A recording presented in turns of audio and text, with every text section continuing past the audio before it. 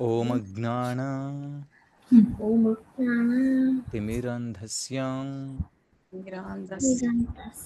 జ్ఞానాంజన జ్ఞానాంజన శలాకయం చక్షురున్మిళితం చక్షురున్మిళితం యేన తస్మై శ్రీ గురవే నమః. తస్మై శ్రీ గురవే నమః. నమావం విష్ణుపాదాయ నమో విష్ణుపాదాయ కృష్ణపృష్ఠాయ భూతలే భూతలే శ్రీమతే భక్తివేదాంత శ్రీ భక్తివేదాంత వేదాంత స్వామిన్ ఇతి నామినే. స్వామి నామినే. నమస్తే సరస్వతే దేవే నమస్తే సరస్వతి దేవే గౌరవాణి ప్రచారిణే గౌరవాణినే ప్రజానినే నిర్విశేష శూన్యవాది శూన్యవాది పాశ్చాత్య దేశతారిణే. జై శ్రీ కృష్ణ చైతన్య జై శ్రీ చైతన్య ప్రభు నిత్యానంద ప్రభు నిత్యానంద శ్రీ అద్వైత శ్రీ అద్భుత గదాధర శ్రీవాసాది శ్రీవాసాది గౌరభక్త బృంద. గౌరవ అందరం కలిసి చెప్దాం. హరే కృష్ణ కృష్ణ కృష్ణ హరే హరే, హరే రామ రామ రామ హరే హరే, హరే కృష్ణ కృష్ణ కృష్ణ హరే హరే, హరే రామ రామ రామ హరే హరే, హరే కృష్ణ కృష్ణ కృష్ణ హరే హరే, హరే రామ రామ రామ హరే హరే. మూకం కరోతి వాచాలం పంగుం లంఘాయతే గిరిం, యత్కృపాతమహం వందే శ్రీగురుం దీనతారిణం పరమానందమాధవం శ్రీచైతన్య ఈశ్వరం. హరే కృష్ణ. అందరికీ సాదర సుస్వాగతం మరొకసారి మన రెగ్యులర్ క్లాస్. హరే కృష్ణ ప్రభుజీ. హరే కృష్ణ. కవీష్ ఎలా ఉన్నావు? బాగున్నావా? హరే కృష్ణ. యువాన్స్ ప్రభు ఎలా ఉన్నారు? బాగున్నారా? బాగున్నారు ప్రభుజీ. ఓకే. హరే కృష్ణ. దీక్షు ఎలా ఉన్నావు? ప్రభుజీ అంటే భగవద్గీత. ఓకే. సో మరి మీరందరూ ఇప్పటి వరకు చెప్పినటువంటి శ్లోకాలన్నింటినీ ఒకసారి రివైజ్ చేసుకున్నారు, రాసుకున్నారా? Okay. Yes Dikshita. Yes. So నువ్వు రాసుకున్నటువంటి శ్లోకాలలో ఏది ఒక మంచి శ్లోకం చెప్పు.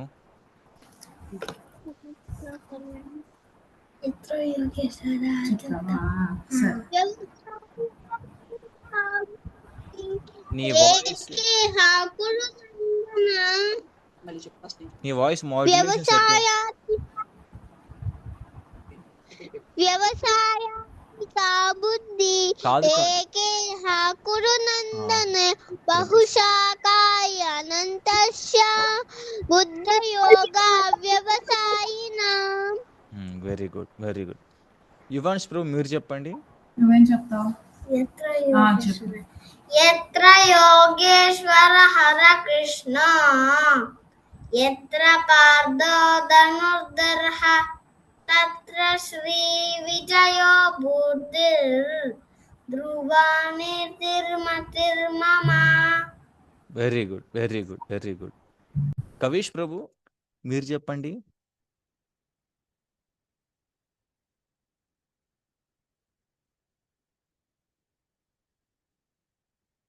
హరే కృష్ణ కవీష్ ప్రభు.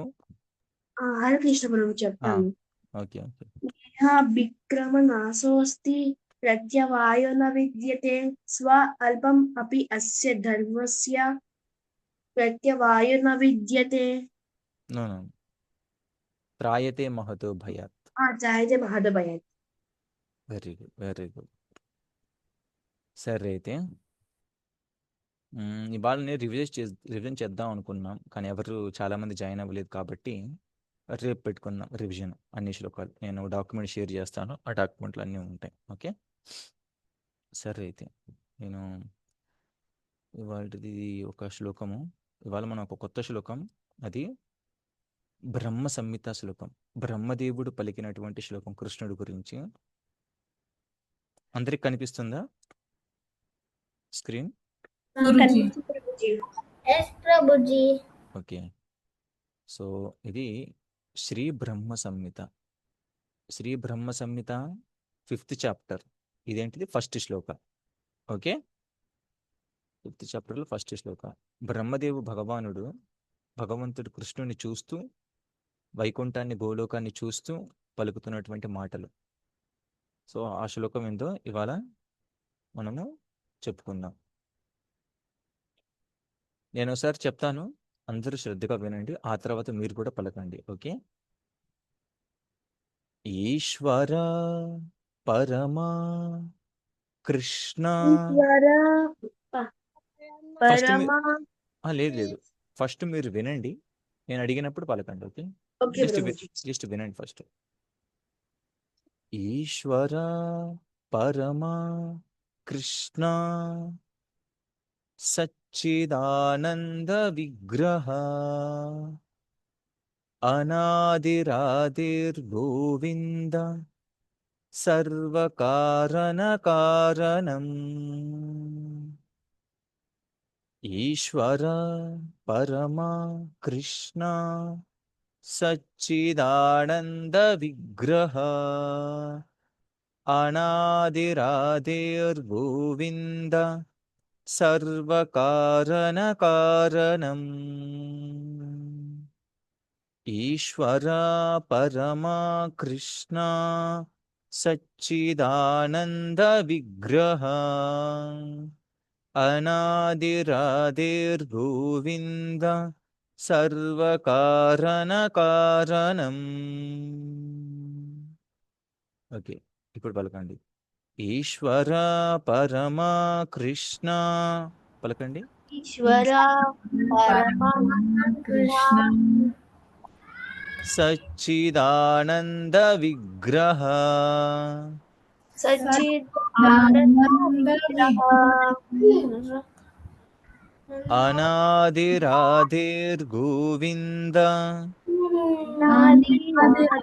గోవింద సర్వకారణ కారణం. సర్వకారణ కారణం. ఈశ్వర పరమా కృష్ణ ఈశ్వర పరమా కృష్ణ సచ్చిదానంద విగ్రహ సచ్చిదానంద విగ్రహ అనాదిరాదిర్గోవింద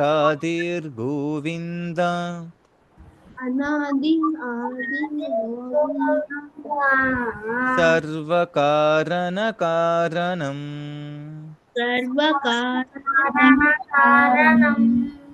ఈశ్వర పరమా కృష్ణ ఈశ్వర పరమా కృష్ణ సచ్చిదానంద విగ్రహ సచ్చిదానంద విగ్రహ అనాదిరాదిర్గోవింద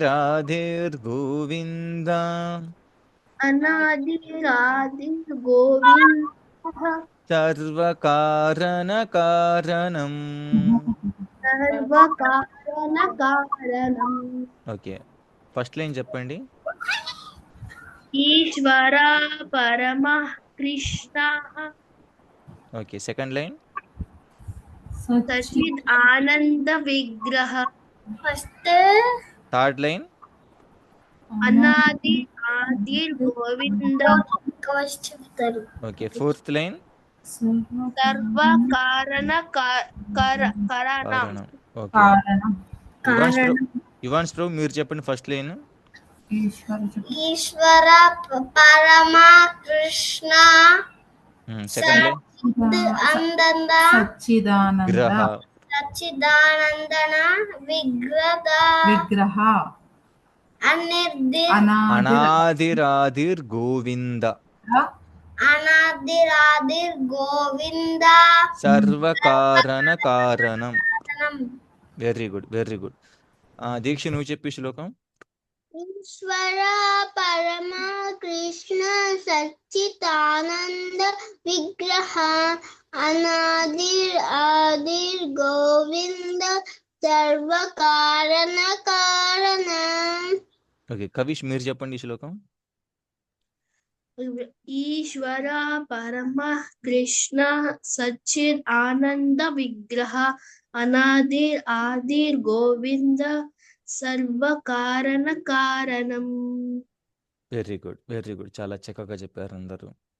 ఈ శ్లోకం యొక్క గొప్పతనం ఏంటంటే చాలామంది అంటారు, కృష్ణుడు ఎలా ఉంటాడు, కృష్ణుడి యొక్క శరీరం ఎలా ఉంటుంది, కృష్ణుడు ఎలా కనిపిస్తాడు, అసలు కృష్ణుడు ఎవరు, కృష్ణుడు ఏ విధంగా మన అందరు నడిపిస్తున్నాడు, వాటన్నిటికీ సమాధానాలు చెప్పేటువంటి శ్లోకం ఇది. చాలా చాలా చాలా పవర్ఫుల్ శ్లోకం ఇది. బ్రహ్మ సంహితలో బ్రహ్మదేవుడు చెప్పినటువంటి శ్లోకం. ఈశ్వర పరమ కృష్ణ. ఈశ్వర అంటే అందరినీ కంట్రోల్ చేసేటువంటి వారు ఈశ్వరుడు అంటారు. పరమ, పరమ అంటే పరమేశ్వర అంటే మనమందరము, ఒక సీఎం స్టేట్ని కంట్రోల్ చేస్తాడు, ఒక కలెక్టర్ డిస్ట్రిక్ట్ని కంట్రోల్ చేస్తాడు, ఒక పిఎం కంట్రీని కంట్రోల్ చేస్తారు. కానీ కంట్రోలర్ని కూడా కంట్రోల్ చేసి ఆ ఈశ్వరులందరికీ కూడా ఈశ్వరుడు పరమేశ్వర. ఎవరు? కృష్ణ. ఈశ్వర పరమ, ఈశ్వరులలో కూడా పరమ, టాప్ మోస్ట్, ఫస్ట్ కంట్రోలర్ని కూడా కంట్రోల్ చేసేటువంటి ఈశ్వరుడు ఆయన ఎవరు? కృష్ణ. మరి ఆ కృష్ణ ఎలా కనిపిస్తాడు? సత్ చిత్ ఆనంద, 3 ఫీచర్స్ ఉన్నాయి. ఆయన విగ్రహం సచ్చిదానంద విగ్రహ. ఆయన విగ్రహానికి, విగ్రహం అంటే కృష్ణుడి యొక్క దేహానికి 3 రకాలైనటువంటి ప్రాపర్టీస్, అంటే 3 రకాలైనటువంటి ఫీచర్స్, 3 రకాలు ఉన్నాయి. ఆయన ఆయన ఆయన దేహం ఈ 3 రకాలని కలిగి ఉంటుంది. అదేంటిది? సత్, ఇంకొకటి చిత్, ఇంకొకటి ఆనంద. ఈ 3. మరి సత్ అంటే ఏంది, చిత్ అంటే ఏంది, ఆనంద అంటే ఏందో మనం ఇప్పుడు తెలుసుకుందాం. ఫస్ట్ సత్ అంటే ఏందో తెలుసుకుందాం. సత్ అంటే ఎప్పటికీ సత్తువతో ఉండేది, అంటే ఎప్పటికీ చెదిరిపోనిది, ఎప్పటికీ కరిగిపోనిది, ఎప్పటికీ నిలిచి ఉండేది, అది సత్. మరి మీలో ఎవరైనా చెప్తారా మన దేహం ఎప్పుడు ఒకేలాగా ఉంటుంది, మనం ఎప్పుడు చనిపోం, మనం ఎప్పుడు ఇలాగే ఉంటాం అనుకుంటారు ఎవరన్నా? లేదు. ప్రతి ఒక్కరు కూడా పెరిగి పెద్ద అవ్వాలి, పెద్ద అయిన తర్వాత ముసలితనం రావాలి, ముసలితనం అయిన తర్వాత చనిపోవాలి. మన దేహం అది సత్ కాదు, మన దేహం ఏంది అసత్, అసత్తువ. అసత్తువ, అసత్తువ అంటే శక్తి విహీనమయ్యేది కొంతకాలానికి. సత్ అంటే ఎప్పటికీ శక్తిని కలిగి ఉంటుంది. అందుకే కృష్ణుడు ఎప్పుడు కూడా 15 ఏళ్ల వయసు దాటి పెరగడు. కృష్ణుడు ఎప్పుడు నవయవ్వనంతో ఉంటారు. కృష్ణుడు ఎప్పుడు 15 ఏళ్ల వయసులో ఉంటాడు, బాగా యూత్ఫుల్గా ఉంటాడు. అందుకే మీరు మనం కృష్ణార్జునం, మన భగవద్గీత బుక్ మీద ఉన్నటువంటి కృష్ణార్జునం చూసినట్టయితే అప్పటికి కృష్ణుడి యొక్క వయసు 150 సంవత్సరాలు, 120 సంవత్సరాలు. అయినా ఆయన ఒక 15 ఏళ్ళు, 16 ఏళ్ళ. 100 ప్రభుజీ? ఏంటి కవీష్? 150. 100, 101. అప్పట్లో వాళ్ళు 1000 సంవత్సరాలు బతికేవారు ద్వాపర యుగంలో. అప్పటికి కృష్ణుడి వయసు 150 సంవత్సరాలు, 200 సంవత్సరాలు ఉండేది. అయినా కానీ కృష్ణుడు చూడడానికి 15 ఏళ్ళ వయసు ఉన్న వ్యక్తిలా కనిపిస్తాడు. సో కృష్ణుడు 15 ఏళ్ళకు దాటి పెరగడు. అది కృష్ణుడి యొక్క శరీరం యొక్క. అదేవిధంగా ఎవరైతే కృష్ణుడితో పాటు ఉంటారో గోలోకంలో, వాళ్ళు కూడా వాళ్ళు నచ్చినటువంటి ఏజ్లో ఉండొచ్చు. ఏజ్ అనేది ఇంకా వాళ్ళకి పెరగదన్నమాట, వాళ్ళు అలాగే ఉండిపోవచ్చు ఎప్పటికీ. సత్ అంటే సత్తువ, సత్తువ కలిగినటువంటిది. అంటే భగవంతుడి యొక్క దేహం అనేది సత్, అది ఎప్పటికీ కూడా జీర్ణం అయిపోదు, అది ఎప్పటికీ చనిపోదు, అది అలాగే ఉంటుంది భగవంతుడి యొక్క దేహం, కృష్ణుడి యొక్క దేహం. ఇంకొకటి ఏంటి? చిత్. సత్, రెండవది చిత్. చిత్ అంటే నాలెడ్జ్. మీకు ఇప్పుడు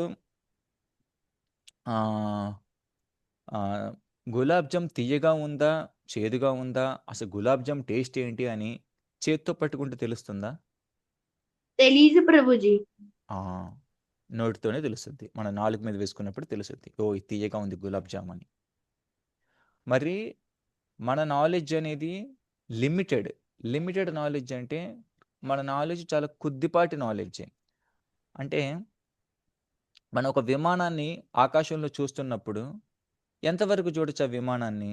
ఆ విమానం కొంత దూరం ఒక ప్రయాణించేంత 2, వరకు 3 చూడొచ్చు. seconds or 10 seconds కొంత దూరం ప్రయాణించే వరకు. ఆ తర్వాత ఆ విమానం దూరంగా వెళ్ళిపోయిన తర్వాత ఇంక మనకు కనిపించేది విమానం. మన కంటికి. మరి మీ అందరికి ఒక ప్రశ్న. మన కంటికి ఆ విమానం కనిపించినంత మాత్రాన అక్కడ విమానం లేదా? విమానం ఉందా? లేదా అక్కడ? ఉంది. ఉంది. ఎలా చెప్తున్నారు ఉందని? మేము చూసాం కాబట్టి. మరి ఇప్పుడు వెళ్తుంది. కనిపించట్లేదు గదా! అది వెళ్ళిపోయింది. అది వెళ్ళిపోయింది. ఓకే. అంటే దాని అర్థం ఏంటంటే బాగా చెప్పారు. కరెక్ట్ ఆన్సర్ అదే. అంటే మనకు కనిపించినంత మాత్రాన అది లేనట్టు కాదు. ఉన్నట్టు. అలాగే కృష్ణుడు కూడా ఎప్పుడు మనకు కనిపించినంత మాత్రాన లేనట్టు కాదు. ఉన్నాడు. మనం చూడలేకపోతున్నాం కృష్ణని. ఓకే. ఎందుకు చూడలేకపోతున్నాం? ఎందుకంటే మన ఎందుకంటే మనకంత కళ్ళనేవి పవర్ లేదు. కరెక్ట్. మనకెప్పుడు ఆ పవర్ వస్తుంది చెప్పండి? ఎవరైనా చెప్తారా? మనకిప్పుడు పవర్ లేదని మన కబీష్ అన్నారు. భక్తితో ఉండి మెడిటేషన్ చేసి ఆ! ఇంకా దేవుడి దగ్గర సేవ చేస్తూ ఉంటే వస్తుంది. ఓకే. దేవుడి దగ్గర సేవ చేస్తే మనకు ఆ పవర్ వస్తుంది. కానీ మనం ఆ పవర్ కోసం చేస్తున్నామా భగవంతుడికి సేవ? కాదు చేయట్లే. సేవ కోసం చేస్తున్నాం. భగవంతుడికి ఆనందాన్నివ్వడం కోసం. కృష్ణ నువ్వు నాకు పవర్ ఇవ్వు, పవర్ ఇవ్వకపో. ప్రాబ్లమ్ ఏం లేదు నాకు. కృష్ణ నువ్వు నన్ను స్వర్గానికి తీసుకెళ్ళి మంచి ఫెసిలిటీస్ ఇవ్వు, లేదా నరకానికి తీసుకెళ్ళి శిక్షలు ఇవ్వు. ప్రాబ్లమ్ ఏం లేదు నాకు. కానీ నేను ఎక్కడున్నా కానీ నాకు నీ స్మరణ కలిగే విధంగా, నీకు సేవ చేసుకునే విధంగా, నీ భక్తులకి సేవ చేసుకునే విధంగా నాకు ఆ భాగ్యాన్ని ఇవ్వు అని మనం ప్రేయర్ చేసినప్పుడు కృష్ణుడు తన భక్తుల కోసం ఏడ్చేస్తాడు. అరే నా భక్తులను ఇలా కోరుకుంటున్నారని చెప్పి మనల్ని ఎప్పటికీ సంరక్షిస్తాడు. అంతేగాని కృష్ణ ఇదిగో నాకు ఈరోజు కొంచెం ఇది తక్కువైపోయింది. ఇది నువ్వు అరేంజ్ చేసి పెట్టు. కృష్ణ ఇదిగో నిన్ను పూజిస్తున్నాను. ఇది నాకు తక్కువైపోయిన మార్కులు తక్కువొచ్చాయి. ఈ మార్కులు నాకు ఇచ్చిపెట్టు చేస్తాను. అని అడిగితే అప్పుడేం జరిగినట్టు మనము? మనం ఒక కొట్టుకెళ్ళి ఇదిగో రూ. 10 ఇస్తున్నాను. నాకు సర్ఫ్ ప్యాకెట్ ఇవ్వు. ఇదిగో రూ. 30 ఇస్తున్నాను. నాకు గోధుమ పిండి ఇవ్వు. అని మనము కృష్ణుడితోటి ఒక బిజినెస్ చేసినట్టు అవుద్ది. మనం కృష్ణుడితోటి బిజినెస్ చేస్తున్నామా? భక్తి చేస్తున్నామా? బిజినెస్. దీక్షు అవును. తప్పు ఆన్సర్. మనం కృష్ణుడితోటి బిజినెస్ చేస్తున్నామా? కాదు అది భక్తి చేస్తున్నాం. మరి బిజినెస్ అని ఎందుకు చెప్పావు? సో బిజినెస్ అంటే ఏంటంటే కృష్ణ ఇప్పుడు నేను హరే కృష్ణ కృష్ణ కృష్ణ హరే హరే హరే రామ రామ రామ హరే హరే అని నేను ఇక జపం చేస్తున్నాను. మరి నువ్వు ఫస్ట్ నువ్వు నాకేం చేయాలి? ఇదిగో చూడు నాకు ఇవాళ బాగుండట్లేదు. నువ్వు నాకు మంచిగా ఆరోగ్యం ఇవ్వు. ఇదిగో చూడు నాకు ఇవాళ కొనుక్కోవడానికి ఏం లేవు. నువ్వు నాకు మంచి డబ్బులు ఇవ్వు. ఇదిగో చూడు నాకు ఇవాళ మార్కులు తక్కువ వస్తాయి. నువ్వు మంచి మార్కులు ఇవ్వు. ఇలా మనం కృష్ణుడి యొక్క నామాన్ని జపించి మనకు అన్ని కోరికలను అడిగితే అదేమవుద్దది? బిజినెస్ అవుద్దా? భక్తి అవుద్దా?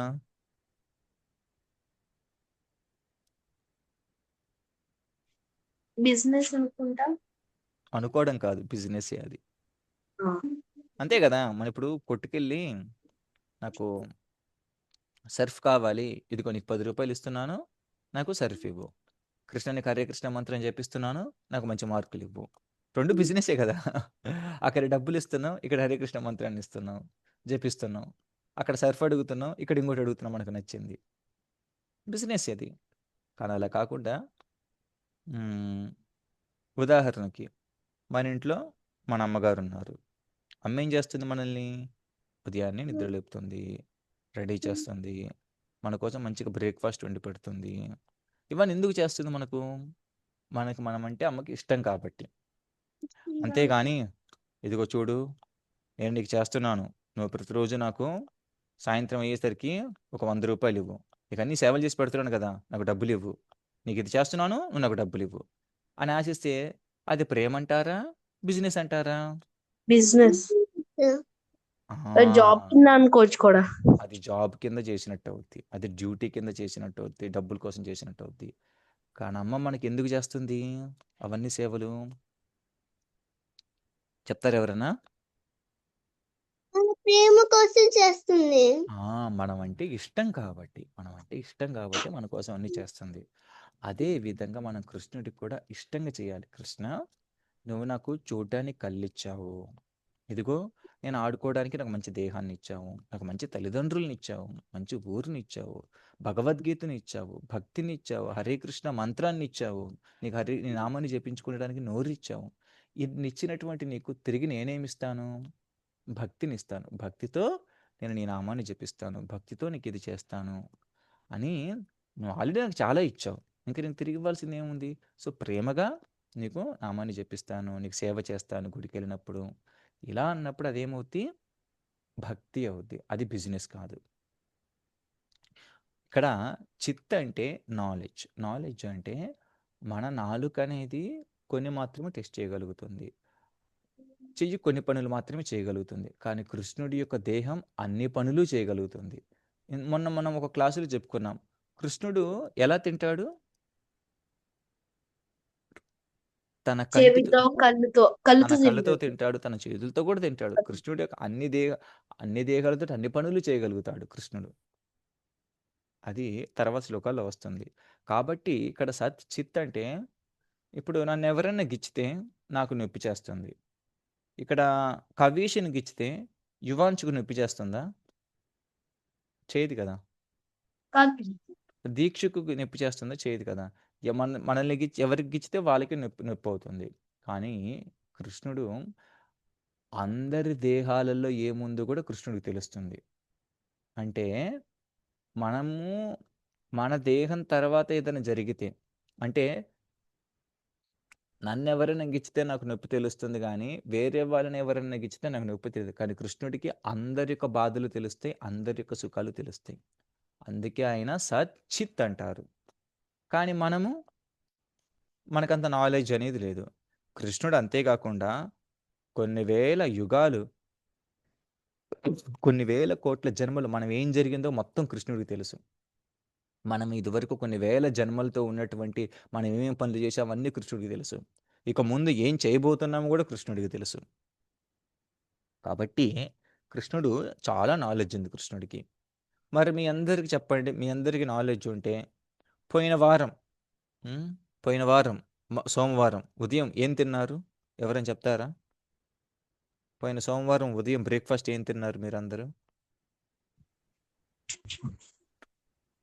మర్చిపోతాం మనం. అవును. గుర్తుండదు. అందుకే మన నాలెడ్జ్ అనేది లిమిటెడ్. సరే అంతెందుకు 2 రోజుల క్రితం మధ్యాహ్నం ఏం కూర తిన్నారు? మనకు గుర్తుండదు. అందుకే మన నాలెడ్జ్ అనేది చాలా లిమిటెడ్. చాలా పరిధిలో ఉంటుంది. మనం ఎక్కువగా ఆలోచించలేము. కానీ కృష్ణుడు కొన్ని వేల జన్మల క్రితం ఏం తిన్నాడో కూడా చెప్పగలుగుతాడు. అందుకే ఆయన సచ్చిదానందం, సత్ చిత్ అని నాలెడ్జ్ ఉంది అంటారు. సరే మూడవదేంటిది? సత్ చిత్. మూడవదేంటిది? ఆనంద. మొదటిదేంటిది?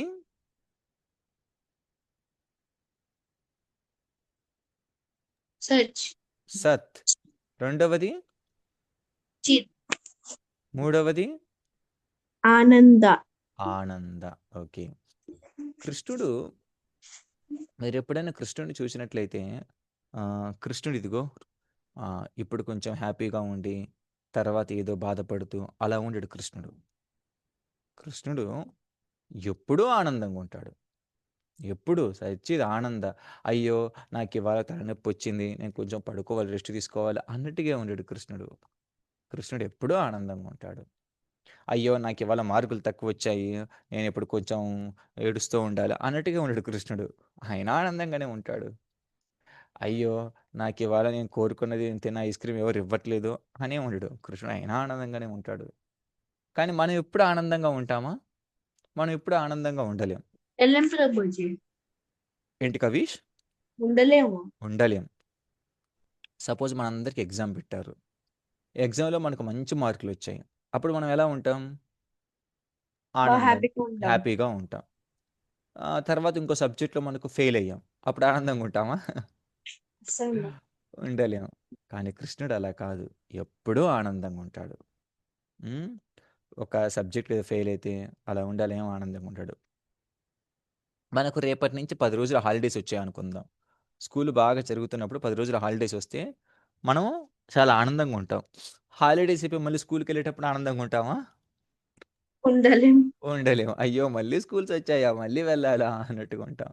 సో, కాబట్టి మనము మన ఆనందం ఏంటిదంటే, పరిస్థితుల మీద ఆధారపడి ఉంటుంది. ఇవాళ మంచిగా గులాబ్ జామ్ ఉండి, ఇవాళ మంచిగా అన్ని తినడానికి అన్నీ ఉంటే, అప్పుడు మనకు బాగుంటుంది.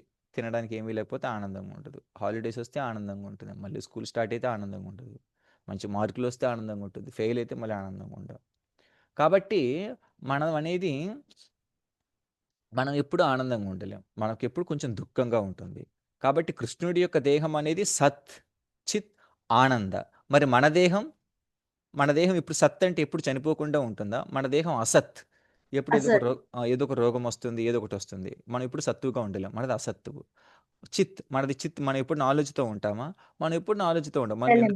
మనం నిన్న తిన్న ఫుడ్ ఏందో కూడా మనకు గుర్తుండదు. మనం అంధకారంలో ఉంటాం. నెక్స్ట్ ఆనంద.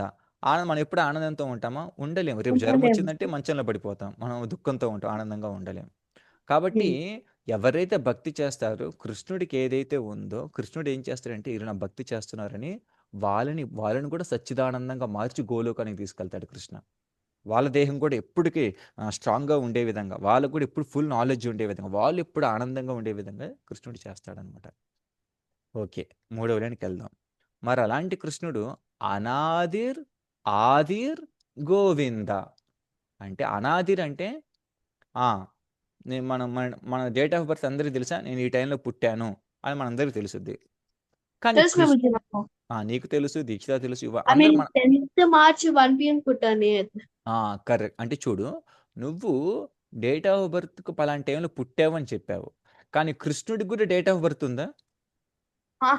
చెప్పలేము. ఆ! కృష్ణుడు అనాదిర్. అంటే పలానా డేట్ అంటూ లేదు. ఆయన ఎప్పటికే ఉంటాడు. మరి చాలామంది అంటారు, మరి ద్వాపర యుగంలో దేవకి పుత్రుడు అంటారు కదా! దేవకికి పుట్టాడు కదా! దేవకికి పుట్టినప్పుడు కృష్ణుడికి కూడా డేట్ ఆఫ్ బర్త్ ఉండాలి. కృష్ణుడు ఎలాగ అనాదిర్ అవుతారు? అంటే దేవకికి పుట్టేటప్పుడు కృష్ణుడు విష్ణుమూర్తిలాగా వస్తాడనమాట. వచ్చి, "ఓ దేవకి నువ్వు నా భక్తురాలివి. నేను నీ గర్భం నుంచి వస్తాను" అని చెప్పి కృష్ణుడు గర్భం లోపలికెళ్ళి మళ్ళీ ఇలా బయటకొస్తాడు. వచ్చి కృష్ణుడు ఎలా ఉంటాడు? మంచి నగలేసుకొని, మంచిగా కుండలీలను పెట్టుకొని, మంచి హారాలేసుకొని, మంచి డ్రెస్ ఏసుకొని ఉంటారు. ఎవరన్నా ఈ రోజుల్లో పుట్టిన బిడ్డ అలా నగలతో పుడతాడా? మంచి డ్రెస్‌తో పుడతాడా? పుట్టరు. కానీ కృష్ణుడు పుట్టడమే హ్యాపీగా పుడతాడు. ఏడవకుండా పుడతాడు. ఎవరైనా చెప్తారా మేము పుట్టినప్పుడు ఏడవలేదండి అని? ఇస్తాడు. సో, అందరూ ఏడుస్తారు. కానీ కృష్ణుడు మంచి నగలతోటి, మంచి డ్రెస్‌తో పుట్టాడు. కాబట్టి ఇక్కడ మనం అర్థం చేసుకోవాల్సిందేంటంటే కృష్ణుడు ఎప్పుడూ ఉంటాడు. కానీ తన భక్తులకి ఓకే. కొంతమంది భక్తులు ఏమనుకుంటారు, కృష్ణుడిని నా బిడ్డగా చూడాలనుకుంటారు. అలాంటి వాళ్ళకి కృష్ణుడు ఒక చిన్న బిడ్డగా పుడతాడు. ఇంకొంతమంది ఎలా ఉంటారు, నేను కృష్ణుడితో ఆడుకోవాలనుకుంటారు. అలాంటి వాళ్ళు కృష్ణ బాలుల్లాగా స్నేహం చేస్తాడనమాట. ఆ విధంగా భక్తుల యొక్క కోరికలు తీర్చడానికి కృష్ణుడు ఆ విధంగా కొన్ని అవతారాలు కనిపిస్తూ ఉంటారు. కానీ నిజానికి కృష్ణుడు అనాదిర్. అనాదిర్ అంటే తనకి పుట్టుకే లేదు. ఎప్పుడూ ఉంటాడు. ఆదిర్ మనందరికన్నా ఫస్ట్ వచ్చినటువంటి పర్సన్ కృష్ణ. కృష్ణ నుంచి అన్నీ వచ్చాయి. అందుకే కృష్ణుడు ఆదిర్. నెక్స్ట్ గోవింద అంటారు కృష్ణుడిని. గోవింద అంటే గోవులకు ఆనందాన్ని ఇచ్చేవాడు. గోవులంటే చాలా ఇష్టం. అదే విధంగా ఎవరన్నా బాగా సేవ చేస్తే వాళ్ళ యొక్క ఇంద్రియాలకు కూడా ఆనందాన్ని ఇచ్చేవాడు కృష్ణుడు. అందుకే గోవింద అంటారు. గో అంటే ప్రభుజీ ఇంద్రియాలంటే ఏంటి? ఏంటి? ఇంద్రియాలంటే ఏంటి?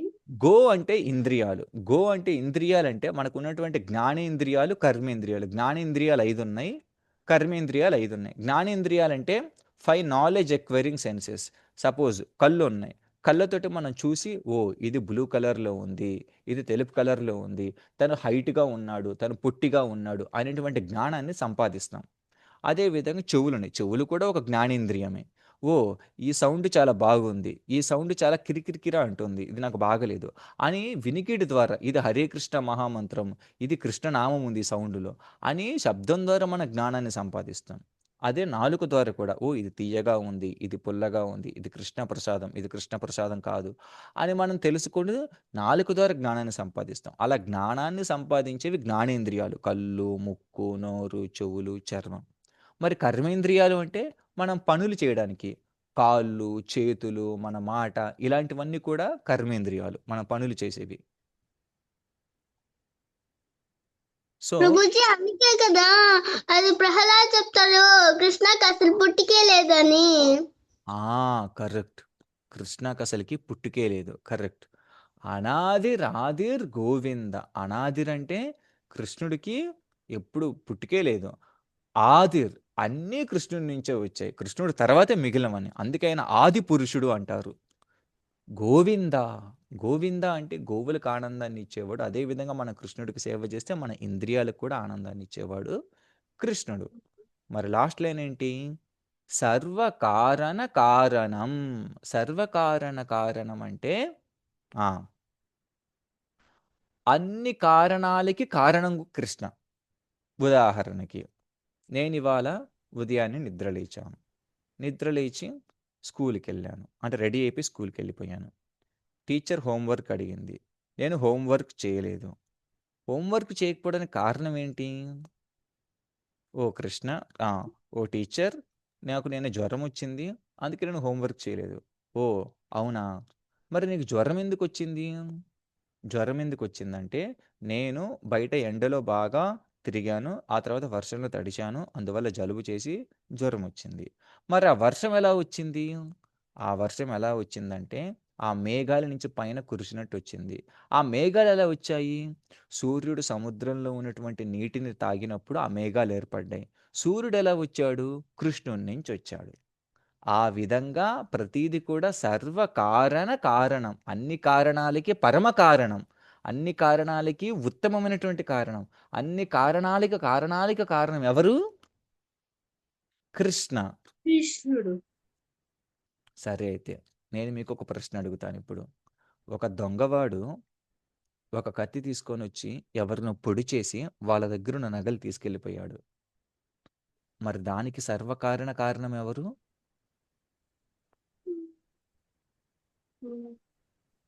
దొంగ. దొంగ కారణం అయ్యాడు. కానీ అబ్బా. సర్వకారణ కారణం ఎవరు?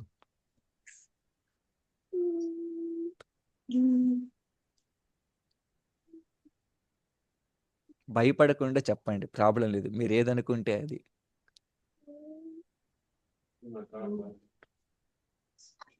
భయపడకుండా. వచ్చిన ఆయన, ఎవరు? ఆ పొడిచిన ఆయన. సరే, ఆ పొడిచిన ఆయనే కదా పొడిచిన ఆయన కారణం అయ్యాడు. కానీ నేను అడుగుతుంది సర్వకారణ కారణం. కారణాలకు కూడా కారణం. అది ఎవరు అడుగుతున్నాను? ఓ కృష్ణ. కరెక్ట్. అందరు అగ్రి అయ్యారా దీక్షలో చెప్పినటువంటి సమాధానానికి? నాకు ఫస్ట్ తెలిసిపోయింది. ఏంటి కవీష్? నాకు ఫస్ట్ తెలిసిపోయింది. మరి ఎందుకు చెప్పలేదు అయితే ఫస్టే తెలిసిపోతే? అంటే అంటే పాపాలు చేస్తారేమో అని భయమేసి. భయం వేసి చెప్పలేదా? సరే అయితే ఎలాగో నేను చెప్తాను, వినండి. ఈ ఉదాహరణ చాలా శ్రద్ధగా వినండి. ఇది చాలా చాలా అర్థం చేసుకోవాలి. ఎందుకంటే చాలామంది అనుకుంటారు సర్వకారణ కారణం అన్ని కృష్ణానే చేస్తున్నాడు కదా, దొంగతనం చేసేది కూడా, అలా చేసేది కూడా కృష్ణానే, ఎవరన్నా పొడి చేసినా కానీ అది కూడా కారణం కృష్ణానే అని అందరూ అన్ని కృష్ణుడి మీద నెట్టేస్తారు. అలాంటి వాళ్ళు బుద్ధిహీనులు, మూర్ఖులు అంటారు వాళ్ళని. నేను ఒక కథ చెప్తాను, ఈ కథని జాగ్రత్తగా వినండి. ఓకే? ఈ కథ విన్నాక మీకు సందేహం అనేది పూర్తిగా క్లియర్ అయిపోద్ది. కానీ చాలా శ్రద్ధగా వినండి. ఓకే? దీక్షు మ్యూట్లో ఉంచమ్మా నువ్వు. ఓకే ప్రభుజీ. నేను ఈ కథ అయిన తర్వాత మిమ్మల్ని అందరినీ క్వశ్చన్లు అడుగుతాను, చాలా శ్రద్ధగా వినండి. ఓకే? ఇది చాలా చాలా ఇంపార్టెంట్. సర్వకారణ కారణం ఏ విధంగా కృష్ణుడు అయ్యాడు? ఓకే? చాలామంది ఇక్కడ రాంగ్గా అర్థం చేసుకుంటారు. ఎవరైనా దొంగతనం చేస్తే దీనికి కూడా కారణం కృష్ణనే, అందుకే నేను దొంగతనం చేశాను అంటారు. ఎవరినైనా పొడి చేస్తే దీనికి కూడా కారణం కృష్ణనే, అందుకే నేను పొడి చేశాను అంటారు. సో ఆ విధంగా తప్పుగా తీసుకుంటారు చాలామంది. కరెక్టే అది, కానీ ఏ విధంగా దానిని తీసుకోవాలో మనం చెప్తాను. ఓకే? సరే అయితే ఒక వ్యక్తి ఉన్నాడు, ఒక వ్యక్తి, అతన్ని రాము అనుకుందాం. రాముడు నిద్ర లేచి బయటికెళ్దామని ఇంటి నుంచి బయటకొచ్చాడు. బయటకొచ్చి ఆ బయట ఉన్నటువంటి ఆ గేటుని తీశాడు. తీసి రోడ్డు మీదకొచ్చాడు. తను కుడివైపుకెళ్తే కృష్ణుడి యొక్క గుడి ఉంటుంది. ఎడం వైపుకెళ్తే ఆహ్, తను తాగడానికి, విలాసాలు చేయడానికి ఒక బార్ షాప్ ఉంటుంది. మందు తాగడానికి. ఇప్పుడు ఆ రాముడు గేటు బయటకొచ్చాక తను కుడివైపుకెళ్ళాలా? ఎడం వైపుకెళ్ళాలా? ఆ నిర్ణయం ఎవరు తీసుకోవాలి? కృష్ణుడు ఇక రాముడు యెస్. ఆ రాముడనేటువంటి వ్యక్తి తీసుకోవాలి నిర్ణయం. కృష్ణుడేం చేస్తాడు? కృష్ణుడు ఇలా చూస్తూ ఉంటాడు. ఏం చేస్తుంటాడు? ఇలా చూస్తూ ఉంటాడు. జడ్జెస్ చూసి హ్మ్. ఈ రాముడు ఇటెళ్తాడా? ఇటెళ్తాడా? అని చూస్తుంటాడు. అప్పుడు ఆ రాముడు ఓకే. నేను కృష్ణుడి గుడికెళ్తాను అనగానే అప్పుడు డిసైడ్ అయిపోద్ది. ఓకే. అప్పుడు కృష్ణుడు యాక్ట్ అవుతాడు. కృష్ణుడు ఏ విధంగా యాక్ట్ అవుతాడు? ఓకే. తనిప్పుడు గుడికొచ్చాడు. తనకన్నీ నేను మంచి ఫెసిలిటీస్ ఇవ్వాలి. తనకి మంచి తీర్థం ఇస్తాను. తనకు మంచిగా అన్నీ అరేంజ్ చేస్తాను. అప్పుడు మన యొక్క డెస్టినీ కృష్ణుడు డిసైడ్ చేస్తాడు. ఓకే. ఇప్పుడు ఆ రాముడు ఏం చేశాడు? ఎడం వైపుకెళ్ళాడు. ఎడం వైపు ఏముంది? మందు తాగి ఇవన్నీ ఉన్నాయి. అక్కడికెళ్ళి ఏం చేశాడు తను? ఓకే. మందు తాగుతున్నాడు. అప్పుడు కృష్ణుడు ఏం చేస్తాడు? ఓకే. దాన్ని కూడా ఓకే. రాముడు ఇలా కోరుకున్నాడు కాబట్టి కృష్ణుడు చాలా తను ఎంతో ప్రేమతో ఉంటాడు ప్రతి ఒక్క జీవుల మీద. కృష్ణుడు ఏం చేస్తాడు ఫస్టు? తన ప్రేమతో ఉండడం కారణంగా తనకి అంతరాత్మ రూపంలో చెప్తాడు. అది నీకు చాలా తప్పు చేస్తుంది. అది తాగితే నీకు దేహానికి హాని చేస్తుంది అని ప్రతి ఒక్కరికి అనిపిచ్చుద్ది. ఇప్పుడు ఎవరినైనా చంపబోతున్నప్పుడు ప్రతి ఒక్కరికి ఏమనిపిచ్చుద్ది? అయ్యో! ఆ వ్యక్తి ఏడుస్తాడు. ఆ వ్యక్తి బాధపడతాడు. రక్తం బయటికొచ్చుద్ది. ఆ వ్యక్తిని అలా చంపకూడదు. అని మనకు అనిపిచ్చుద్దా? అనిపించదా? ఇలా పొడిచేటప్పుడు? అనిపిస్తుంది అనిపిస్తది. ఆ! ఆ అనిపించడము ఎందుకు అనిపిస్తుందంటే అది మనకు కృష్ణుడు చెప్తుంటాడు. తప్పు చేసేటప్పుడు. తప్పు చేసేటప్పుడు కృష్ణుడు చెప్తుంటాడు. ఇతనికి కూడా రాముడికి కూడా తను అలా ఎడమ వైపుకెళ్ళేటప్పుడు "నువ్వలా వెళ్ళకూడదు. నీకిలా జరుగుతుంది. నువ్విలా తాగకూడదు" అని చెప్తాడు. అప్పుడు రాముడేం చేస్తాడు? "నేను వెళ్తాను. నాకు కోరికుంది" అంటాడు.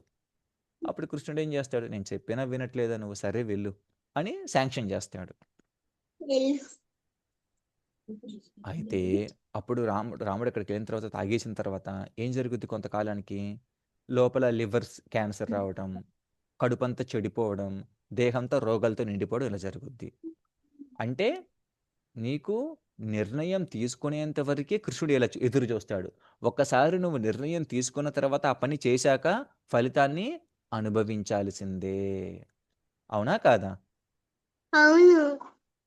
ఇప్పుడు చెప్పండి. సర్వకారణ కారణం అంటే అన్నిటికి కృష్ణుడే కారణమా? కాదు ప్రభుజీ వెరీ గుడ్. ఒక రకంగా కాదు, ఒక రకంగా అవును. ఎలా అంటే చెప్తాను. తనిప్పుడు బార్ షాప్‌కెళ్ళడానికి ఫస్ట్ ఎవరు నిర్ణయించుకున్నారు? ఆ, రాముడు రాముడు. రాముడు నిర్ణయించుకున్నాడు. మరి రాముడు నిర్ణయించుకున్నంత మాత్రాన వెళ్ళగలుగుతాడా? ఇప్పుడు కృష్ణుడు నువ్వు వెళ్ళకూడదని ఇలా అడ్డు చెప్పాడంటే తను వెళ్ళలేడు. కానీ రాముడు నేను వెళ్ళాలి, నేను వెళ్ళాలి, నేను వెళ్ళాలి అన్న తర్వాత రాముడు నిర్ణయించుకున్నాడు కాబట్టి కానీ కారణం కృష్ణుడు శాంక్షన్ చేస్తేనే వెళ్తాడు. చేయకపోతే వెళ్ళడు. ప్రభుజీ యెస్ కవి. నాకు డౌట్ ఉంది. ఇప్పుడు చెప్పండి కవి. కృష్ణుడు ఏమో చేయగలరు కదా సో వాడిని మన అలా కాదు కృష్ణుడు కూడా తీసుకెళ్ళొచ్చు కదా డిస్ట్రాక్ట్ చేసి తీసుకెళ్ళొచ్చు. ఇప్పుడు చూడు నువ్వడిగింది చాలా మంచి ప్రశ్న. తనేమన్నాడంటే రాముడు బయటకొచ్చాడు కదా! బయటకొచ్చినప్పుడు తనని డిస్ట్రాక్ట్ చేసి తనని ఏ విధంగా ఇలా ఇలా మభ్యపెట్టి ఇలా తీసుకెళ్ళి గుడికి తీసుకెళ్ళాలి అని అంటారు. ఇప్పుడు చూడు నీ దగ్గర ఒక రోబో ఉంది. ఒక మనిషున్నాడు. రోబో ఏం చేసిద్ది? నువ్వు ఏ కోడింగ్ ఇస్తే నాకిప్పుడు కాఫీ తీసుకొని రా అంటే రోబో కాఫీ తీసుకొచ్చిద్ది. నాకిప్పుడు టీ తీసుకొని రా అంటే టీ తీసుకొచ్చిద్ది. నాకు మిల్క్ తీసుకొని రా అంటే మిల్క్ తీసుకొచ్చిద్ది. అంటే నువ్వు ఎలా చెప్తే అలా వింటుంది. కానీ కృష్ణుడు అలా కోరుకోవట్లేదు మనల్ని. రోబోట్‌లా ఉండే విధంగా కోరుకోవట్లేదు. కృష్ణుడు ఎలా కోరుకుంటున్నాడు? ఒక మనిషిలాగా ఉండేలా కోరుకుంటున్నాడు మనల్ని. అంటే నువ్వు నీ అంతట ఆలోచించు. నీ అంతట నిర్ణయాలు తీసుకో. నీకది మంచిదా? చెడ్డదా? అని నేను చెప్తాను. గురువుల ద్వారా చెప్పిస్తాను. శాస్త్రం ద్వారా చెప్పిస్తాను. నువ్వు నీ అంతట నువ్వు నాకు ప్రేమగా పూలివ్వు. అంతేగాని ఇదిగో అక్కడ పూలుంది. నువ్వు కోసుకొనొచ్చి నాకు అర్పించు. ఆడ ఫుడ్డుంది. నువ్వు అది తీసుకొచ్చి నాకు అర్పించు అని కృష్ణుడు అడుగుతాడా? అలా అడిగితే ఏమవుతుంది? మనిషిలాగా ట్రీట్ చేసినట్టా? రోబోలా ట్రీట్ చేసినట్టా? రోబోట్ లాగా ట్రీట్ చేస్తున్నారు రోబోలా ట్రీట్ చేసినట్టు. రాముడికి చెప్పాడు, "నువ్వు ఇటెళ్తే గుడుంటుంది. నీకాడ భక్తులుంటారు. నీకాడ తీర్థం ఉంటుంది. నీ జీవితం బాగుపడుతుంది. నీకు శాస్త్రం తెలుసుకోవచ్చు. నువ్వు చాలా ఆనందంగా ఉంటావు" అని కృష్ణుడు అన్నీ చెప్పాడు. మరి ఇటెళితే నువ్వు తాగిపోతే నీకు లివర్ క్యాన్సర్ అవుద్ది.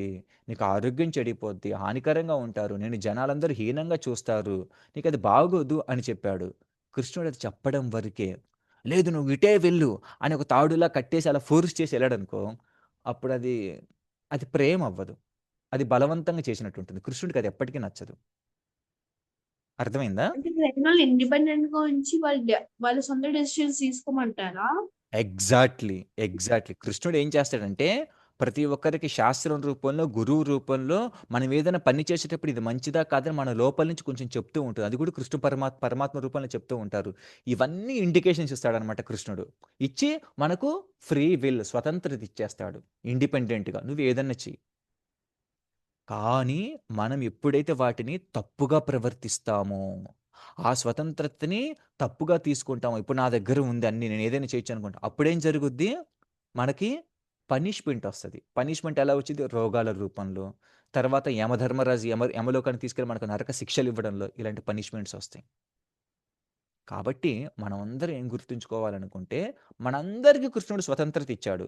ఇప్పుడు నేను మీరందరూ కూడా ఈ క్లాస్‌కి జాయిన్ అవ్వండి అని నేను లింక్ పంపించాను. లింక్ పంపించగానే మీరందరూ ఏం చేశారు? ఓహ్! నేను క్లాస్‌కి జాయిన్ అవ్వాలి అని మీరు జాయిన్ అయ్యారు. అది మీ స్వతంత్రంగా జాయిన్ అయ్యారు. అదే విధంగా మీరు జాయిన్ అవ్వకపోవచ్చు కూడా. నేనెందుకు జాయిన్ అవ్వాలి? నేను జాయిన్ అవ్వను. నాకు వేరే పనులున్నాయి అనుకున్న వాళ్ళు ఎవరు జాయిన్ అవ్వలేదు.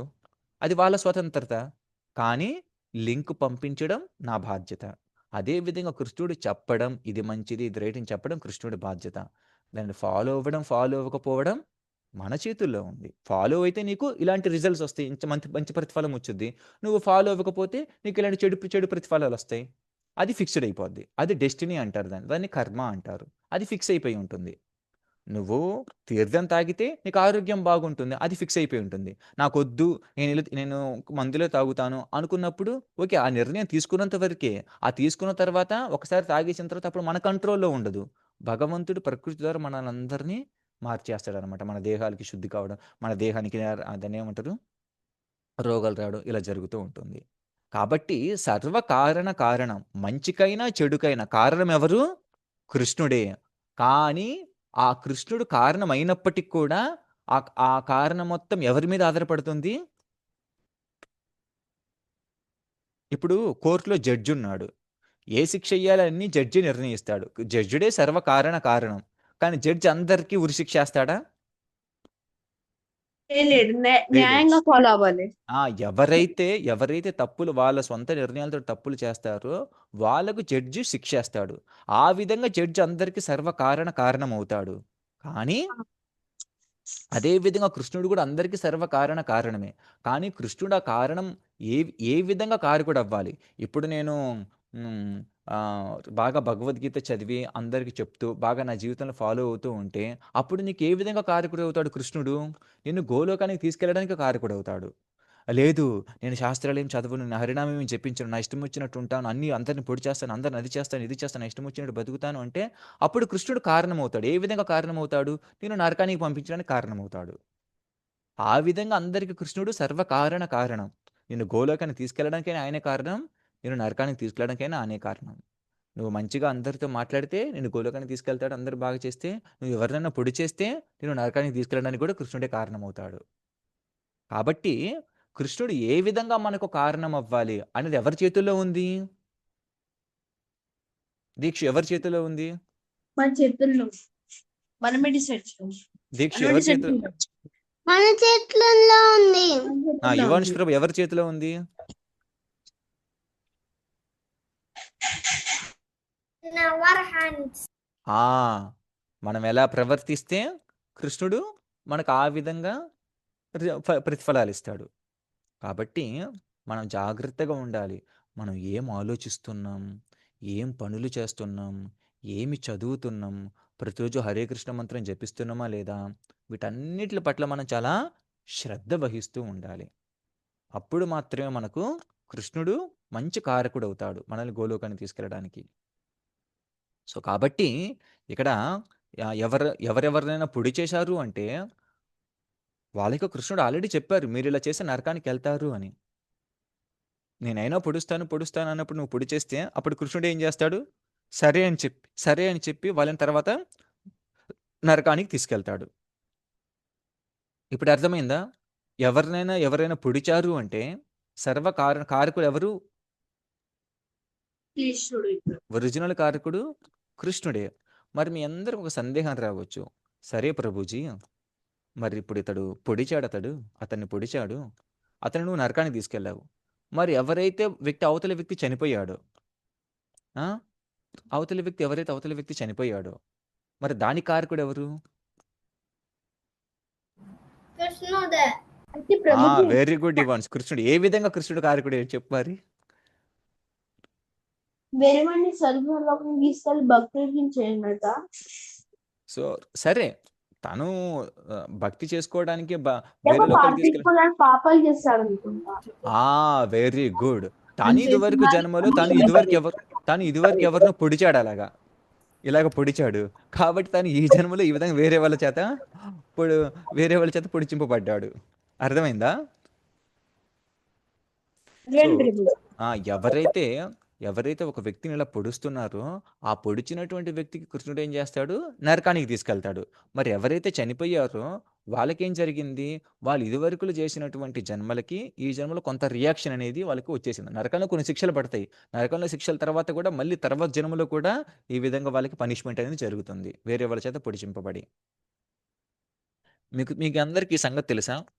ఎవరైతే ఒక జీవిని చంపి తింటారో, ఏదైనా ఒక జీవిని చాలామంది కొన్ని జీవుల్ని చంపి మాంసంలా తింటూ ఉంటారు కదా!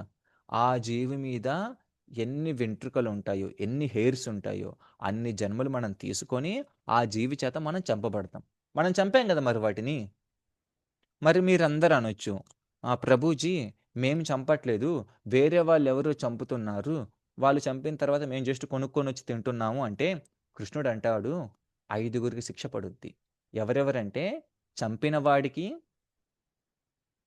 అమ్మిన వాడికి, దాన్ని మోసిన వాడికి, దాన్ని తిన్నవాడికి,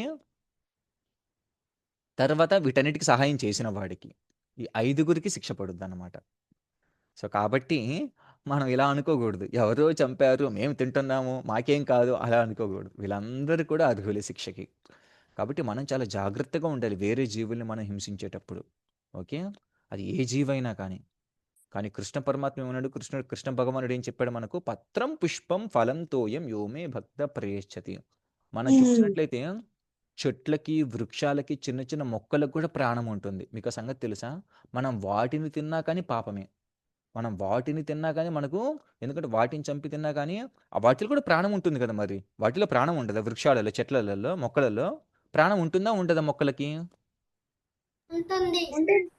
మరి వాటిని పీక్కొని తిన్నా మరి అవి కూడా శిక్ష పడాలి కదా. ఖచ్చితంగా అది కూడా శిక్షే. కాకపోతే కృష్ణుడు ఏం చెప్పాడు మనకు? పత్రం పుష్పం ఫలం తోయం యోమే భక్త ప్రయశ్చిత అన్నప్పుడు కృష్ణుడు ఏమంటాడంటే, దానిని మీరు నాకు భక్తితో అర్పించినప్పుడు ఆ పాపాన్ని నేను తీసేస్తాను. ఎందుకని కృష్ణుడు ఆ మాట అన్నాడు? ఎందుకంటే మనల్ని ఎవరైనా ఇలా గిచ్చితే మనకు చాలా నొప్పి చేస్తుంది. కానీ చెట్లకి ఆ కాన్షియస్నెస్ అనేది ఉండదన్నమాట. వాటికి నొప్పి ఏం చెయ్యదు. ఉదాహరణకి నేను మీకు గోర్లు పెరిగాయనుకోండి. గోర్లని నెయిల్ కట్టర్‌తో కట్ చేస్తుంటే మీకు నొప్పొస్తుందా? లేదా ఫ్రీగా కట్ చేసుకుంటారా గోర్లు? ఫ్రీగా కట్ చేసుకోవచ్చు నొప్పి లేకుండా. హెయిర్ ఉందండి. హెయిర్‌ని ఎవరైనా కట్ చేస్తున్నారు. హెయిర్ కట్ చేస్తుంటే ఎవరికన్నా నొప్పొస్తుంటుందా? చెప్పండి. చెప్పు. లేదు. లేదు. జస్ట్ అలా కట్ అయిపోతుంది అంతే. అదే ఆ. విధంగా వృక్షాలకు కూడా కృష్ణుడు ఆ నొప్పిని తీసేస్తాడు. ఆ చేతనని తీసేస్తాడు.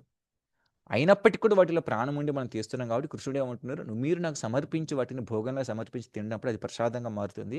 అప్పుడు నేను దానిని పాపాలను తీసేస్తాను అని చెప్పాడు. అందుకోసమే మనము వెజిటేరియన్ ఫుడ్ తినాలి. చాలామంది అంటారు వెజిటేరియన్ ఫుడ్ తిన్నంత మాత్రాన భక్తి వచ్చేస్తుందని. మీరు చెప్పండి, వెజిటేరియన్ ఫుడ్ తింటే భక్తి వస్తుందా? ఆ వెజిటేరియన్ ఫుడ్‌ని భగవంతుడికి అర్పించి ప్రసాదాన్ని తింటే భక్తి వస్తుందా? ఎప్పుడు భక్తి వస్తుంది? కేవలం సాధకించేసి తింటే వస్తుంది. Very good.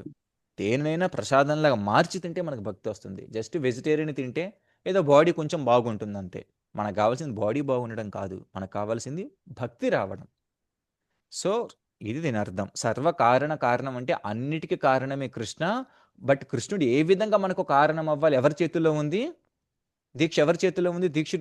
కృష్ణుడు మనకి ఏ విధంగా కారకుడు అవ్వాలని ఎవరు నిర్ణయించాలి? కృష్ణుడు నన్ను గోలోకానికి తీసుకెళ్లాలా, కృష్ణుడు నన్ను నరకానికి తీసుకెళ్లాలని ఎవరు డిసైడ్ చేస్తాడు? ఎవరు డిసైడ్ చేయాలి? కృష్ణ కృష్ణాని డిసైడ్ చేస్తాడు. కానీ కృష్ణుడు మనం మనం ఆ కృష్ణుడు ఏ విధంగా డిసైడ్ చేస్తాడు? బట్టి చెప్తాడన్నమాట. ఏంటి కవీష్? మనం జన్మలో చేసే పాపాలు బట్టి కరెక్ట్. మనం చేసేటువంటి పనులను బట్టి కృష్ణుడు నిర్ణయిస్తున్నాడు. కొన్నిసార్లు మనకు పూర్వజన్మలో చేసినటువంటి పనులను బట్టి ఇప్పుడు మనకు కొన్ని నిర్ణయించబడతాయి. కానీ మనం ఈ జన్మలో ఏవైతే ఓకే, పూర్వజన్మ ఏదో ఒకటి జరిగిపోయింది. దాన్ని అలా పక్కన పెట్టి ఇప్పుడు మన చేతుల్లో ఏమి లేదు. ఏది జరిగినా కానీ నేను ఇప్పుడు కృష్ణ భక్తిని వదిలిపెట్టాను, హరినామాన్ని వదిలిపెట్టాను అన్నప్పుడు ఏం జరుగుద్ది? మన పూర్వజన్మ పాపాలను పటాపంచలైపోతాయి. అందుకే ఒక శ్లోకం పద్మపురాణంలో చెప్పాను. ఏంటా శ్లోకం?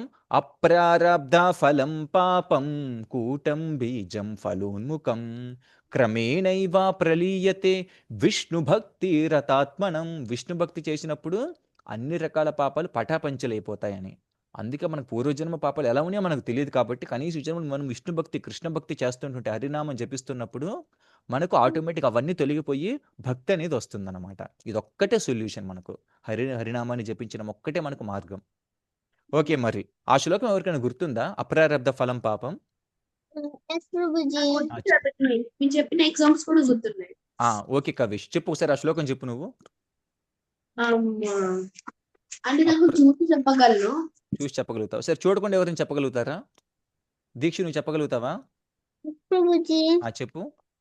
అప్రారబ్ధ ఫలం పాపం కూటం బీజం ఫలముఖం క్రమేణైవ ప్రలీయంతే విష్ణు భక్తి రతాన్మనః. ఇప్పుడు ఎవరైనా చూసి చెప్పగలుగుతారా? చూసైనా గానీ.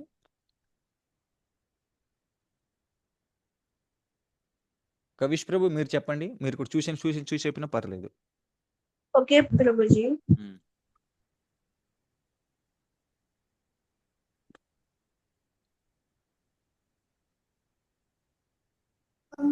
నువ్వు చెప్తావా? అప్రారబ్ధ ఫలం పాపం కుట్టం బీజం ఫలోన్ముఖం క్రమేణైవ ప్రళయంతే విష్ణు భక్తి రతాత్మన. Very good. యువాన్స్ ప్రభు, మీరు చెప్తారా? అప్రారబ్ధం ఫలం పాపం కూటం బీజం ఫలోన్ముఖం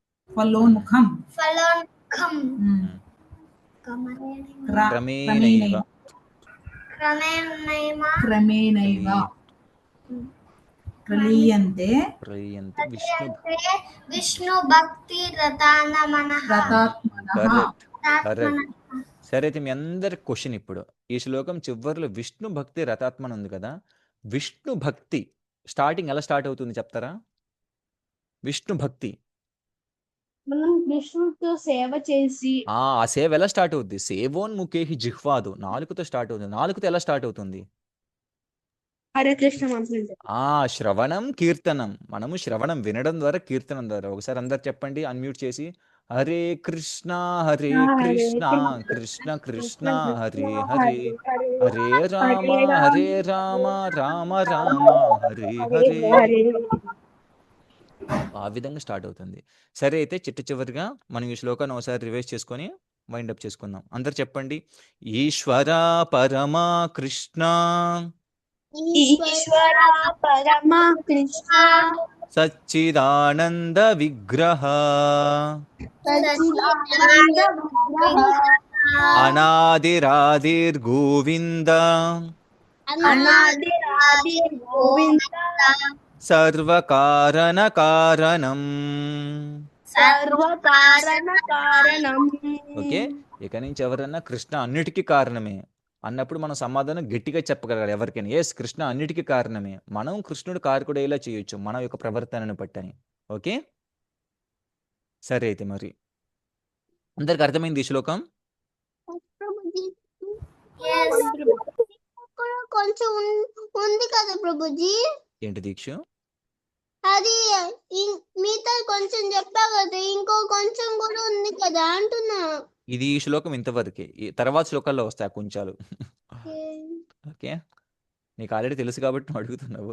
వేరే వాళ్ళకి తెలియదు కదా. సరే అయితే ఈ శ్లోకం అందరికి అర్థమైతే నేను ఈ శ్లోకాన్ని మీ అందరికి వాట్సాప్ గ్రూపులో పంపిస్తాను. ఇప్పుడే పంపిస్తాను క్లాస్ అయిపోయిన తర్వాత. చక్కగా అందరు దీన్ని కూడా నోట్స్లో రాసుకోండి. చూసి చదవడానికైనా ప్రయత్నించండి. ఓకే. చూడకుండా నేర్చుకుంటే మంచిదే. అట్లీస్ట్ చూసి చదవడానికైనా కానీ ప్రయత్నించండి. సరే అయితే అందరూ ఒకసారి అన్మ్యూట్ చేసి చెప్పండి హరే కృష్ణ మంత్రం. హరే కృష్ణ కృష్ణ కృష్ణ హరే హరే, హరే రామ రామ రామ హరే హరే. హరి బోల్. हरे कृष्ण प्रभु जी। హరే हरे कृष्णा प्रभु जी। హరే కృష్ణ.